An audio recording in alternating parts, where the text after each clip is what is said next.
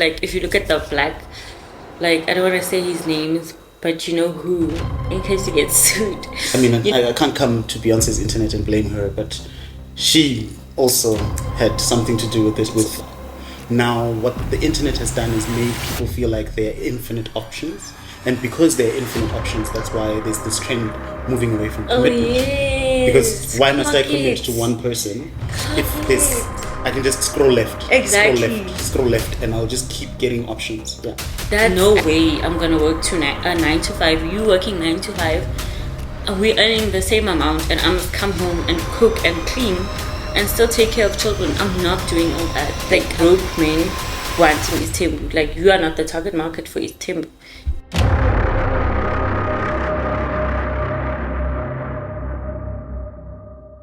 Welcome back to Africa, my love. Today we'll be discussing Umjolo Culture. Umjolo culture, dating in South Africa. So we're just gonna get right into it, and we'll start off with the brief history of dating in South Africa. As a Gen Z, I think with our parents' generation,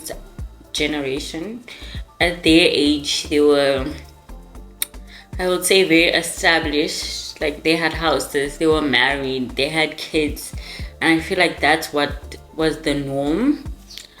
And then, yeah, with the history now currently, I feel like people are not into that as much anymore.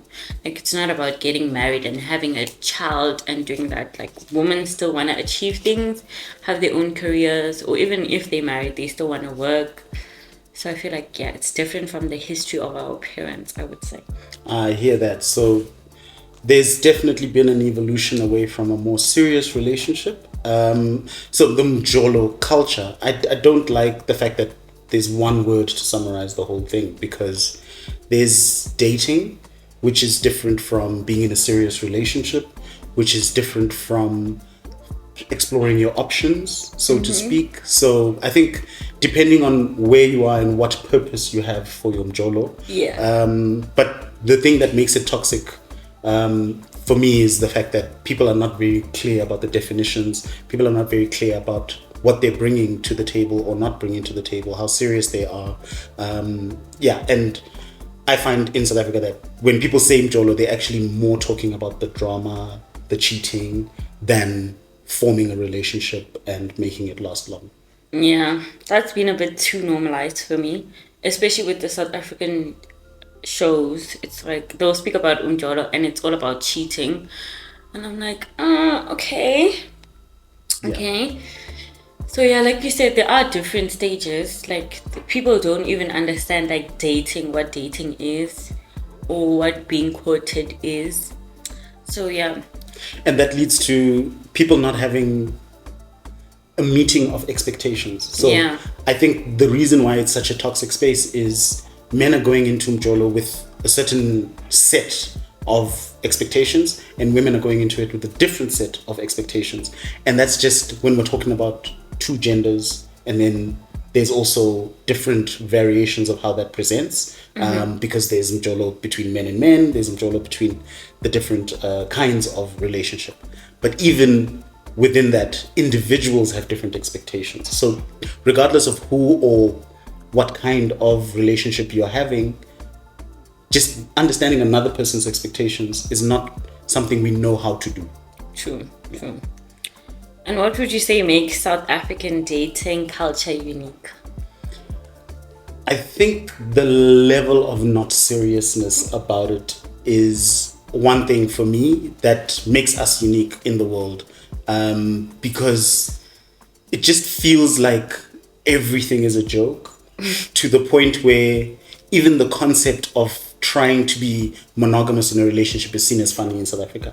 Yeah. It's seen as you are being somehow, you're limiting yourself, or you're being backward. So I think that's one of the many things. Yeah. I think it also depends on it depends regarding your answer. I feel like it also depends on the environment that you're in. Okay. So I feel like back home, it's all the conversations are mostly monogamous, or I'm exposed to monogamous. In my family, we exposed to a lot of monogamous type relationships. type of relationships. And then with my friends, for instance, like with my queer friends, or just with some people in my generation, especially in Joburg. I don't know about Cape Town, but with my queer friends, I'm exposed to a lot of different type of relationships, not just monogamous, where I've seen like open people or open relationships, or like in terms, I know we didn't want to bring in race to this, but I want to speak on behalf of Black people. From my experience, I see with white people, they date to get married. And they get married. I'm not saying it's their relationships are healthy or that's the blueprint, but I've seen there's a lot of marriage involved before having children. So they get married, children. Okay. Right. Which is, I mean, when we look at traditional relationships, particularly in the literature, it more follows that European or Eurocentric way of looking at it, where it begins with the winking across the room, and then the courtship and the romance, and then it leads to a period of time where you go exclusive, you become in a serious relationship, and from that serious relationship, you're talking about getting engaged, getting married, then having the happily ever after with kids and so on. So that template is probably much stronger in that community. Yeah. But I think there are other communities that are more traditional that would also follow a similar thing. If you look at even within like a Zulu or Xhosa environment, the more formal or cultural or traditional ways of dating would still lead to marriage being the outcome. And I think it's more of a modern phenomenon where singles culture has led to the Umjolo becoming as toxic as it is and not being clear on what the outcome is supposed to be. Because like you've said, if people are going to be prioritizing making money and chasing careers and dreams, then Umjolo is filling a hole, but it's not the central focus. Whereas I guess in the past, there was a lot more pressure to how can you be 25 and not married kind of thing. So now that we've broken that, that means we're seeing a lot more dating. We're seeing a lot more of the people not ending up at marriage. Because that's not what the focus is anymore. Yeah, true. And I wasn't done, so okay, I was going to say... Yo, did I interrupt you? I was going to say also, and then colored people, they also date for like long, but they do eventually get married, but they date for long. Okay. And then I was going to say, then with us Black people, Black people, I'm seeing a trend where people are more comfortable with,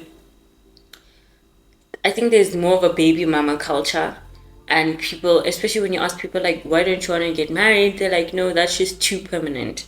So I'm seeing a rise in people becoming mothers, but not wanting to be married, or Black men impregnating women and not necessarily wanting to marry them. I think, that fear of commitment is a feature in the current Umjolo culture. Yeah, and I think also the problem is, especially like I'm gonna speak for Black people, I think there's not a lot of, yes, there are healthy Black marriages do exist, but statistically there's not a lot of healthy relationships that we can like pull back on. Like for instance, like I was saying with the Umjolo series, it's all about cheating, married men cheating on their wives, and it's like, oh, you have to begazela. I've also been told once when I was cheated on by an elder that like, no, men cheat, you just need to begazela, which is stay strong. So there's a lot of that, and I think people are just like, oh, we don't want to repeat that cycle, but then now it's just creating broken homes. Well, I think it's because of this mixing of many different things. Mm-hmm. So like I was speaking about the Eurocentric way of looking at things, I was speaking about the Zulu or Xhosa. So now when we get to a cosmopolitan space or a metropolitan city like Johannesburg, Cape Town, Durban, there then isn't a tradition to fall back on.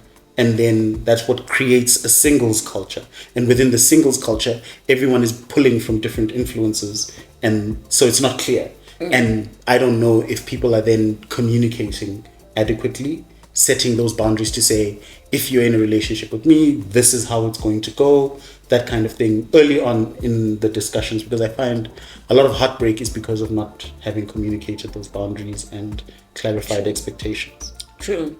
Yeah. And for me, like, I don't think like marriage is the goal. Like, I don't think you have to strive for marriage.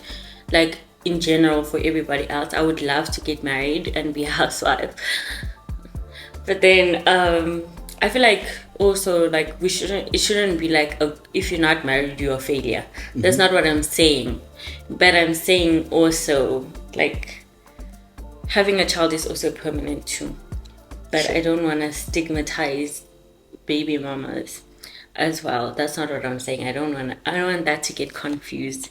But I do definitely feel the next question is, what's the influence of pop culture and internet culture complicating dating? I feel like it does definitely have an influence on that, because it's like obviously people have seen these marriages or seen how I feel like with women, no matter what happens, they always have to do more of the work. Like, for instance, with me, I would love to be married and be a housewife, but I don't necessarily want to be a mother. Like, I would like to be married for at least 10 years before I can make that decision. Because I feel like a lot of times what happens is if you get married, then a child is expected of you. And you're not a bride, you just become a mom. And I don't want to be a mom, especially because I have my whole life ahead of me and I still want to do a lot of things that do not involve children. And when children are involved, the wife, even if the man is the sole provider, the wife does tend to be doing more of the work, no matter what happens. Or even if imagine if I wasn't a housewife and I'm having a career and I have to get home and take care of the kids and then still do housework, I'm doing more than the man and you're just providing financially. So I think that's what women are sick of now. It's like, because personally I'm not gonna do that. I would definitely hire help. I'm not gonna be doing all of the work, and I don't want that for myself, because I feel like that's why there's a lot of resentment in marriages, or even kids having resentment towards the parents, where it's like, oh, now I had to step up because you guys didn't have your ish together.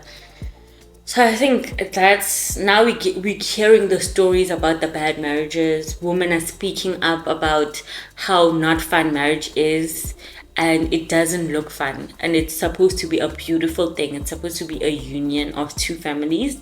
And now with social media and internet access, we're hearing the true stories of what's happening, where it's like someone gets divorced and then they go on a podcast and tell us why they got divorced, or both sides.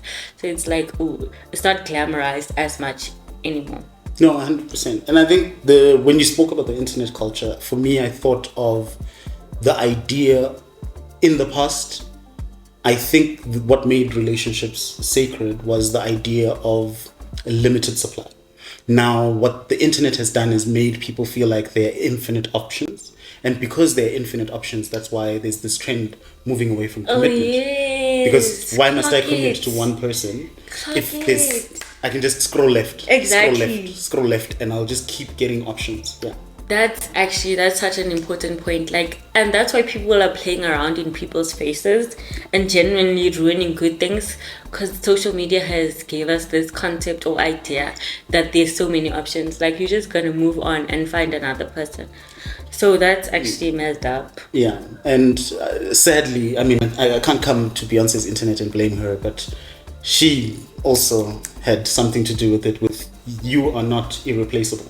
And that then became part of what I'm calling the singles culture, the idea of all the single ladies, you know. So there's been a move to clarify what this dating thing is. And if you look at where people get a lot of their information and programming on how to do this, not just the internet, but even just TV itself. If you look at sitcoms, TV shows, How I Met Your Mother, Friends, they also create this idea of there's this period of time where you have these infinite options and you can keep going through these options, but there's also at the back of your mind, oh, maybe I want to get married, maybe I don't. Ross and Rachel, that was a big thing in the world, because I mean it's been distributed everywhere. Similarly, How I Met Your Mother, where Ted goes through seasons and seasons of women, and then finally ends up with one lady, but then he actually wanted another lady. So all of these things influence how people then value what Umjolo is or what a relationship is, and they look at it as more disposable than I guess they would have a few generations ago. True. And it's also like the specific movies, like if you look at the black, like I don't want to say his names, but you know who, in case you get sued, you know who, always creating this toxic dynamic of black marriages and disgusting Goa in Umjolo, and I'm just like, I rebuke that. That's not going to be my marriage. And when people watch things like that or consume that content, they think it's normal, and they think that, oh, actually that's what marriage is. That's why you get people saying, oh, you're supposed to begezela, marriage is not fun. If your husband cheats on you, you're supposed to see it through. No, you're not supposed to do that. You can actually have a good, happy marriage. I'm not saying it's going to be easy. Relationships, well, actually, I think relationships are easy. I think life is just hard. Okay. I think that's fair. But again, it's always about navigating with the person that you're with. And because, yeah, you've gone into so many different directions. The one thing is there's different formations or types of relationship. True. And not to say that, for example, polygamy is bad. We can't say polygamy is bad. But now people are bringing polygamy into dating. So now you're being polygamous. No, I hear you on being married and having multiple people in a marriage might be something that's... But now people are bringing that into dating. Yeah. Where you are looking at all these different options and you're basically spreading yourself in these directions. So how are you committing to anything or any one person in that situation? Or also the problem is they are like, I understand what Istembu is if you actually if you Google were to practice it properly and understand what is the concept behind it, then it makes sense. The problem is nowadays men are trying to be smart and using an excuse, Istembu, as an excuse to be cheaters, because it's like there's supposed to be money involved. There's supposed to be everything is supposed to be fair, and it's like broke men wanting Istembu. Like, you are not the target market for Istembu. Anyways, awkward. And I blame for that. TV has had a outsized influence, particularly because you see, what I would say is, it used to take a village to raise people. Exactly. And so now that we've moved into these capitalistic spaces, there's less of that influence of people who understand where you come from, who you are, and what is normal or expected in terms of your tradition. So the influence of media became, it steps into that vacuum. And by stepping into that vacuum, people are watching and being influenced by different things, and those things are leading to new and different forms of behavior. And that's why there is this idea that our generation is ungovernable, because we'll have an answer for everything based on the internet, based on what we've watched, based on this media that we've consumed, that a previous generation don't fully understand or got to engage with. And then they can't give you advice, you can't take their advice, because you're so interested in a different mode of what you consider good advice, so to speak. Exactly. And we're actually not supposed to have access to so much information, because there's just too many thoughts. You're not supposed to think that much. Not everything should be a think piece, guys. Like, and that's the problem now with social media. It's given us the idea that we have to dissect everything. Like, sometimes it's just not that deep. That's fair. And that's the problem. And people need healthy boundaries. Check out that episode. Yes. Fine. Please get us out the hood, guys. So also, what would you say are like some of the challenges of aligning expectations and gender dynamics? I think because we live in this world of so many distractions, so many options, communication is not what it used to be. Attention spans even are not what they used to be. So if you look at what courtship or getting to know a person used to be and what that is now you quickly scroll through their social media, you check their Instagram, you check their Facebook, and you think you have a pretty good idea of who the person is. And yet that's not what getting to know a person should actually be. And I think that's contributing to the expectations not aligning, because you're looking at this person's lifestyle and making certain decisions for them, so to speak, to be like, oh, you're this old, therefore you should be looking for a serious relationship, instead of actually having the conversation. True. Yeah. And I feel so problematic, because I actually said that to one of my friends the other day, like, oh, he's 30 now, like, how long have you guys been dating? You should get married now. And I was like, yeah, you're not supposed to like put those expectations. I'm not ready yet. And that's fair, because 30 is young, guys. 30 is not old. Yeah. Well, that's the thing, is now everyone kind of has an opinion, but then also no one's opinion matters. And I think that's what is causing a lot of mental health challenges, because now, who do you listen to? Do you listen to your phone? Do you listen to the TV? Do you listen to the people in your life? Do you listen to people your age? Do you listen to people older than you? Can you relate to the lessons that the older people are giving? Because I struggle with that, understanding how we interact with things in our generation. How do you translate that to get the wisdom of the older generation? Because they just see a mess and they can't entertain the mess. And you're like, but I'm trying to translate my life for you, and I'm trying to make it make sense so that I can get this wisdom from you. And it's those are the things that then lead to the toxicity of the whole space, because now we're going off without any guidance. And also people are starting to date a lot younger than previously. So there's also teens getting into this dating game. Oh yeah. And that's possibly what also adds to it, where people are then becoming predators, because now the dating pool is this big wide place. And True. And I also think it's very problematic. I also think the problem is we're going through a princess epidemic when it comes to the men, because it's like they want to be like, they're the ones who want the flowers, they're the ones who want to be courted. And I'm not saying that like men don't deserve nice things, but it's like they want a traditional wife and they're not traditional men. Like there's no way I'm gonna work a 9 to 5, you working 9 to 5, and we're earning the same amount, and I must come home and cook and clean and still take care of children. I'm not doing all that. Like, I'm not. Traditional men provided. That's why the women were doing all that and being nourishments. Yeah. And that's the problem. They want us to do they want you to be traditional woman but still work. So I'm like, no, something has to give. I think that's the problem, because I'm definitely not all doing all that.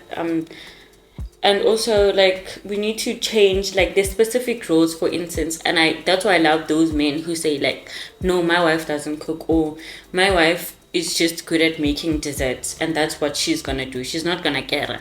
Like, where you forcing me to get her now, that's the problem. Because, like, why do I have to get her? I can do other things, like take care of the kids, I can clean, but why must I cook? Look, 100%. But this is where the misalignment is coming from, these forces meeting in one place. So back in the days, there were fewer forces.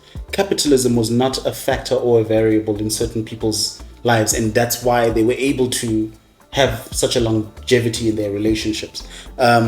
Navigating patriarchy now, because it's got its opposite of feminism, right? And so that's kind of what you're speaking to, where it's not a realistic expectation to have full-on patriarchal expectations in a world where you have been attracted to and marry a feminist, for example. Exactly. So you can't have your cake and eat it too, exactly, in that sense. And I think these are the things that make it so toxic. Yeah. Something has to give. It's either you're gonna buy me out of the company I'm working for, and then I can be doing all that. But even then, like, when I say housewife, I don't necessarily want to be a traditional housewife. I want to be a modernized home executive who has a chef, who has a helper, like, and I just genuinely want a chop life. So there's that also. I'm gonna be the catering magoti, not the catering magoti. Like, I'm not doing all that. I'm sorry, I just don't see the point of that. But to each their own. And like, the next thing is, what is the potential for misunderstanding due to diverse backgrounds. I'm actually gonna start on that. As a biracial girly, in our family we don't have the traditional dynamic. So my dad is the one who cooks every day, and my dad also, well, both my parents worked, but my dad has always worked as well and would still cook because he loves cooking and he's a good cook. And with the kids, it's not like girls must cook, because for instance I can't cook but my brothers can cook, and we have a sister who bakes. Like, it's just to each their own. You have your strengths and everyone focuses on their strengths. Yeah. So it's not a wife must do this or whatever. And even in our family, in our interracial family, because we have a lot of different races in our family, it's not necessarily the traditional type of thing where it's like girls must do this. But I always experience that amongst the black family, where they'll be like, yeah, why can't you cook? You're supposed to learn how to cook. Girls do this, girls do that. But I think I get a lot of away with a lot of things because I think I'm biracial. I don't know if that makes sense, but they will be like, she doesn't like to do that. But you can see with the other girls who are maybe not biracial, they have to do those things where they force. So I'm just like, oh, I experienced that. And now also dating someone else who, well, before my partners haven't had a problem with me not cooking, but now it's like where it's going to be an expectation of me, like, to be able to cook. So I feel like that is misunderstanding, because it's like people don't get it, where as a woman, like, why can't you cook? And for me, I feel like if it was why can't you cook so that you can eat, that would make sense. But if you're telling me why can't I cook because I'm supposed to cook for my husband, that's when I don't want to do it. Yep, and this is where, again, it's this idea of where people are pulling their inspiration from. So if you're coming with this traditional view, you then bring traditional gender roles to it. Whereas we are now living in modern times and we have to kind of be flexible, and we don't have a way of saying, how do we update culture, as an example. And so a person growing up now is living in this world, in this modern culture, but still has an identity in an old culture. Yeah. And that gap not being closed creates the tension that you're feeling, because now it's a case of these unmet expectations that are not even supposed to be spoken. Exactly. Because if you grow up in an environment where the culture is very clear and set, then the reason it's not spoken is because there's an example out there that is rolling out, and you then are expected to roll along with that example.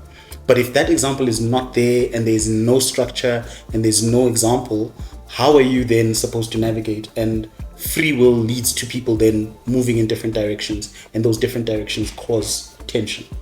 Yeah. And also we are not plugging those gaps with enough or sufficient communication, because I wonder about the depth of the conversations people are having to be able to understand a person's background to that level, to understand the difference between a person who, like you're saying, right, you are coming from a biracial background.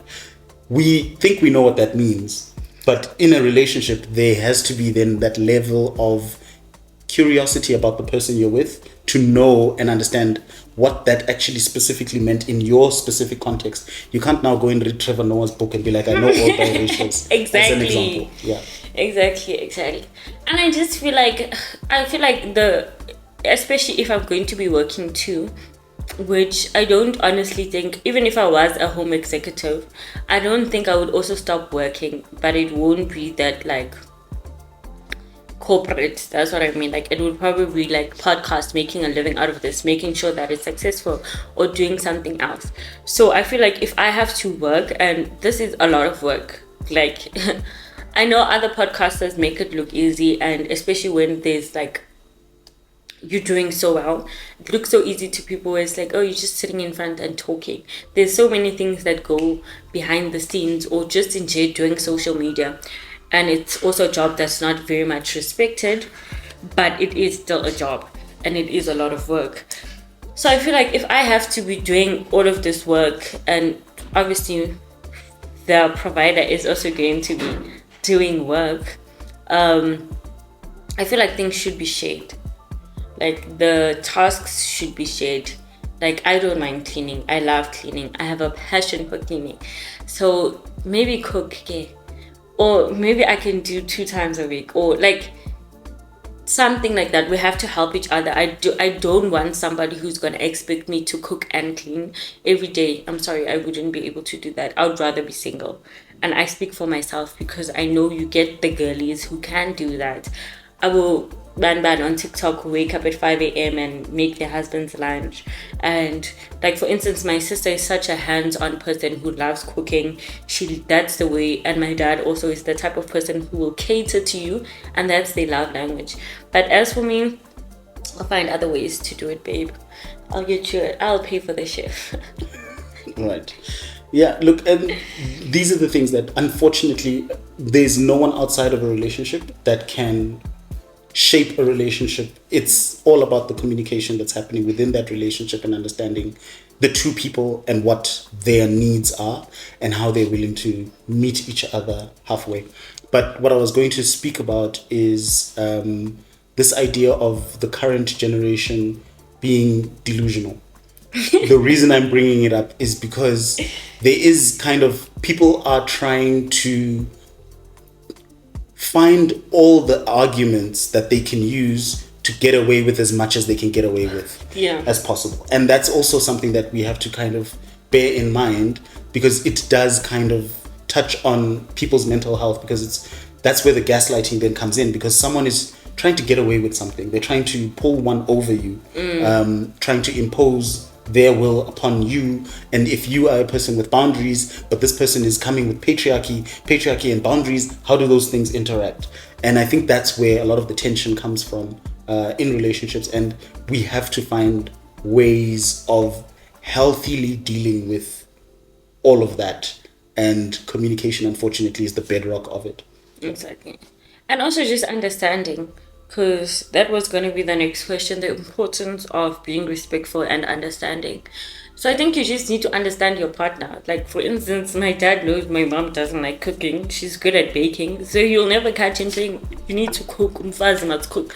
No, he lets her do what she's good at. And that's their understanding of each other. And I've also had that understanding. I've never been put in a position where someone's like, oh, you need to know how to cook. Fortunately, I've always had men who do believe in patriarchy, but they knew that, oh, I don't like cooking, so they never forced me to do it. And they wouldn't allow anyone to disrespect because of that, and I'm grateful for that. But unfortunately, that's not the reality for a lot of people. And another problem is it's social media as well. A lot of times people use social media for the blueprint for their relationships. Yes. And they think if they see something on social media, or they see like a trend on social media, for instance, now girls think like, oh, you're supposed to get a bouquet of flowers, 100 flowers, you're supposed to get Louis Vuitton, you're supposed to get this, you're supposed to get flew out to Dubai, or you're supposed to get flew out to Europe, and they feel like that's the standard. If a man can't do that for them, then they don't see them worthy. And it's like, you're not speaking about the side where that's actually also this glamorized sex work attached to that. Or there's also abusive dynamics where if you're a home executive and this person is providing for you solely, there's also chances that they may be using the power or whatever over you, where you don't have your voice doesn't matter. So there's a lot of times where people use social, or they see the relationship at its pinnacle, and because people don't go on social media and cry or say like, oh, we used to eat noodles together, now we eat in our Range Rover. Not everyone tells the full story. Or even if they tell you how they started and how it's going, we see the how it's going and we want the how it's going. When it's like, we actually have to build relationships. And Umjolo is something that you constantly need to work on. It's not like, yes, it's going to be nice. It has its seasons, but most importantly, you need to see it through. And you also need to understand your person and be able to compromise. And by compromise, I don't mean, because a lot of times when we say compromise, it's like, oh, for instance, oh, maybe I need to learn how to cook type of thing, which can be good so that I can learn how to cook for myself and be able to feed myself. But a lot of times people compromise where it's like, oh, I'm going to let go of my career for instance, when I was watching that video of that woman who's married to one of our rugby players, and she said she let go of her career so that he can achieve his career. And I'm like, I don't think I would be able to do that, especially if it's something I was good at and I loved. I wouldn't be able to do that. But it's like, know your person, know who you are. And yeah, you will be able to compromise, but you also need to like see it through. That's what I would say. And no cheating, guys. Like, ew. 100%. Ew. Look, and I think the first thing when it comes to respect is not to label, right? Because there is these terms that are now being thrown out there, and they are shorthand for something. And now we're so lazy and we have such short attention spans. We don't then have the full conversation. So you'll just throw a label at someone like patriarchy, princess. Yeah. And feminist. Feminist, all of those things, those kinds of things, and it's not healthy.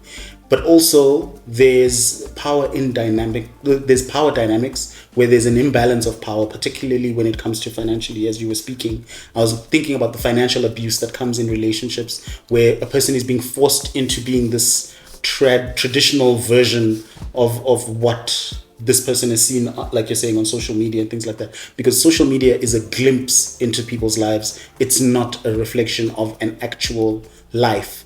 They call it a lifestyle, but that's because they've styled it to mimic life, not be a real life that has ups, downs. There will be winter and summer. You can't always have bright lights. There needs to be dim lights. There needs to be darkness. There needs to be cold, and we're not seeing all of those things reflected in social media. So social media is not a good and healthy place for you to be getting your cues.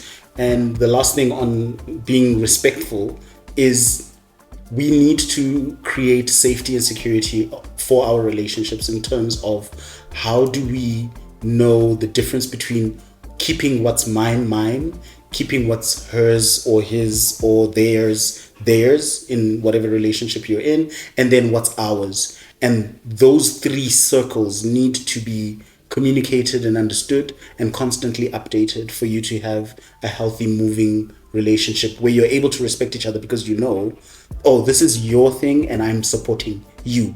This is our thing, so we both are showing up equally. And then this is my partner's thing, and so how am I supporting and not now taking over and becoming the star of the show on their things? And then you're not stepping on each other's toes. Then you're finding ways of getting to a healthy compromise, not in a situation where you find something important for you and you insist that someone else must make it their top priority.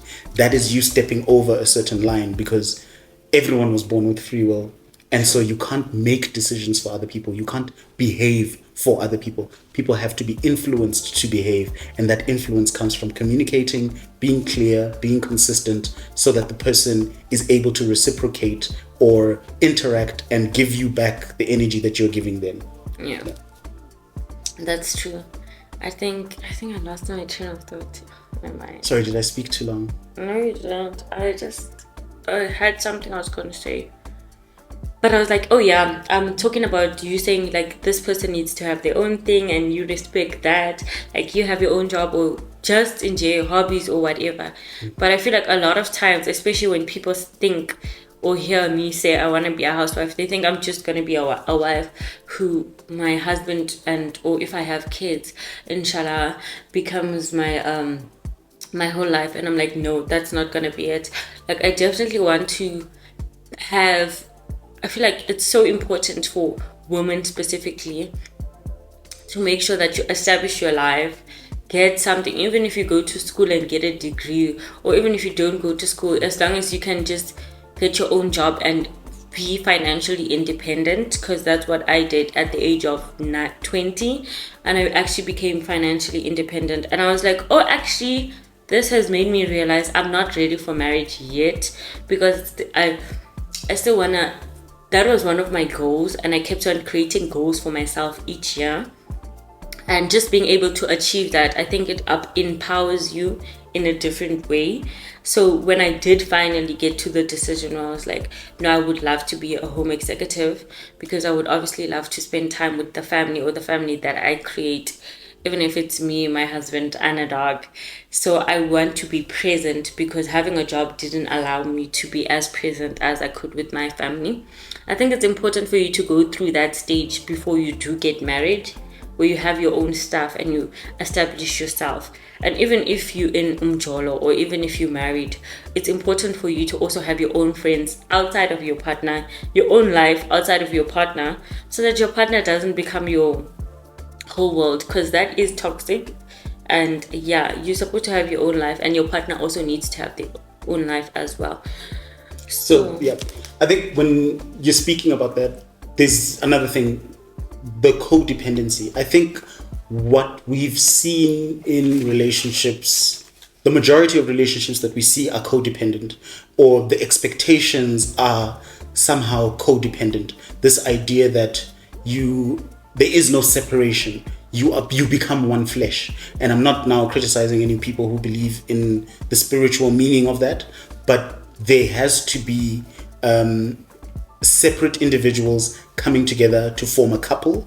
That's what it means when it says the two separate things becoming one thing. So the relationship has a life of its own, not that the two people now intermesh into each other and become one organism where they're finishing each other's sentences, which people look at as a romantic goal. Whereas I'm like, no, guys, why would you go from two brains to one brain? Like, let's keep two brains, and then those two brains work on the relationship and have different perspectives. We will differ, but our differing doesn't then mean at every single instance of disagreement we're tantruming and breaking up. And I think that's a maturity that needs to come in how we form our relationships and how we sustain our relationships. Sure. Yeah, I totally agree. And yeah, there's just a lot of codependency that goes on, where it's like, even people will be like, I've seen a lot of people complaining that, like, oh, there's certain people, when they get boyfriends, they leave all of their friends, or they just, I'm just always with my man. I love being with my man. I also love being with my man because when I'm with him, everything is free. It's not that it's not like I don't like being with you guys. It's just I'm unemployed, so doing things with other people. But I do love my friends, and I enjoy being with my friends. I will do things with my friends. I think the problem starts where people are just like, I just want to be with my man, and they genuinely don't believe in friendship. That is toxic. So yeah, that's what I have to say about Umjolo. I feel like we've said so much, and there's also so many things that we could unpack. But you guys are lazy and don't want to watch part 2s, so that's... Yo, guys.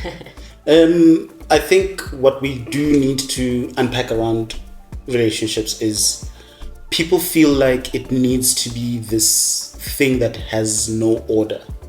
And the best relationships are the ones where they establish that order together. And if one person is the one enforcing the order and the other person is kind of being forced into an order that pre-exists, that is not healthy and leads to what then becomes the toxicity of a person now subverting the relationship by going out and meeting their needs elsewhere, which is the cheating and all the other kinds of like negative things. Even addiction can form because your needs are not being met in that specific space. But also in terms of the idea of having clarity on how do you have a meeting of the minds the same way that you're having the meeting of the hearts. The meeting of the minds is on dealing with finances, dealing with relationships outside of that one primary relationship, dealing with your spirituality, because when two people are in a relationship, you are also then having to navigate spiritual spaces, which all of these are kind of like follow-on topics we could possibly explore at a future time, because unfortunately we can't exhaust everything that there is about Umjolo, particularly because of how complex it is in South Africa. True. Very complex topic. So you guys can just ask us, maybe if you have any questions in the comments that you'd like us to answer, we can do that. And if you would like a part 2, or if there's any specific topics that you would like us to, what's the word for it? Do you have any topic suggestions for us? For us, or if you would like us to go deeper and specify specific things. So yeah, I think we can just wrap it up now. Yes. Do you have a book of the week? Yeah, I'll just insert it to save the talking time. Okay, coolio. And as always, I'm always plugging local Black owned brands. Still expensive. A young entrepreneur started this brand. Guys, check it out. It's an exciting brand that is going to be expanding. They're going to be adding winter wear soon, so watch this space for that. Okay. Thanks for watching, guys. And we out.